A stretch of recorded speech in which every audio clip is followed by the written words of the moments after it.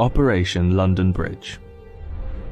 That's the code name given to the plan in place for the days and weeks after Queen Elizabeth II's passing. The Queen has been sitting on the royal throne since 1952. That's the longest reign of any monarch in British history. And during that time, she's seen over a dozen UK Prime Ministers, nearly 20 Summer Olympics, and over half a dozen popes. The Queen is the cornerstone to the Commonwealth, the patron to almost 600 organisations and charities, and plays a pivotal role in the UK's alliance with many countries.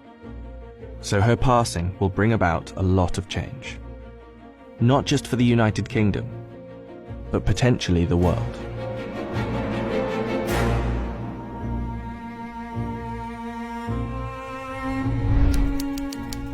Her private secretary, the Right Honourable Edward Young, will immediately pass a message on to the acting Prime Minister at the time.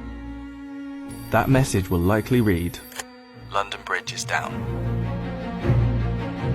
The Prime Minister will then set Operation London Bridge into action. Within minutes, the 15 governments outside of the UK where the Queen is head of state will be informed over a secure line. And that will be followed by the other 36 Commonwealth nations and leaders around the world. The gates of Buckingham Palace will then dawn a black-edged notice of the news. At the same time, a newsflash will alert media around the world. Every media outlet is prepared for the news. Every radio station has a network of lights that will flash to indicate a national catastrophe such as this. All BBC shows will stop and proceed to run a feed dedicated to the news. Newsreaders will change into the black suits and clothing that is on hand at all times in the news studio, and the traditional red BBC News branding will turn black. Newspapers, TV channels and radio stations have days of coverage ready to go. On the same day as her death, the Queen's eldest son, Charles, will immediately become king. And it's reported that the stock exchange, businesses and shops across the UK will likely close for the day out of respect. The day after the Queen's death, on a live stream, Charles will make his first official speech as king. And the government will swear its allegiance to the sound of a 41-gun salute in Hyde Park, London. After that, King Charles, if this is the name he so chooses, will set off on a UK tour, visiting the leaders of government in the capitals of each country, Edinburgh, Belfast and Cardiff, before returning to London. During this period, TV channels will play the many documentaries already made in the Queen's honour, and the BBC will refrain from playing comedy shows as a sign of respect until after the funeral. 4 days after her death, the Queen's coffin will be led on a military procession from Buckingham Palace to Westminster Hall. Here she will lie in state over the next 4 days, and after which King Charles, family and dignitaries will pay their respects. Then the doors will open to likely hundreds of thousands of people queued up outside.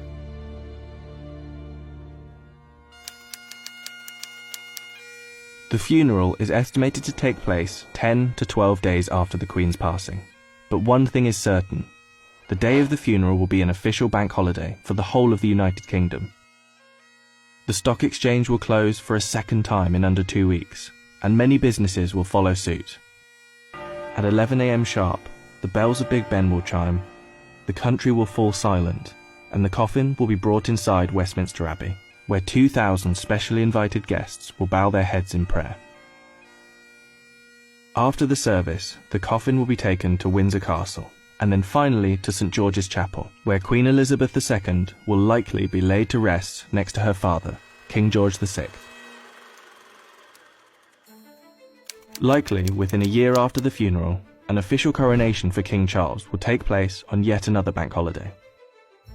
All in all, accounting for the multiple bank holidays, funeral expenses and coronation celebrations, the Queen's passing is estimated to cost the UK economy billions of pounds.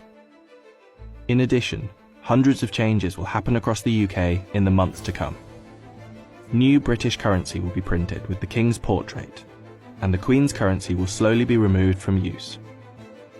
The same will happen for stamps, passports, and police and military uniforms, and the national anthem will be changed to God Save the King.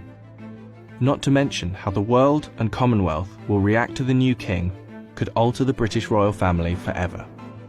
For example, there is growing support in Australia for the country to become a republic, and the Queen's death could heighten that support.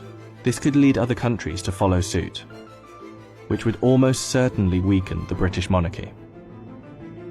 This scenario will one day be upon us. Operation London Bridge will be triggered, and arguably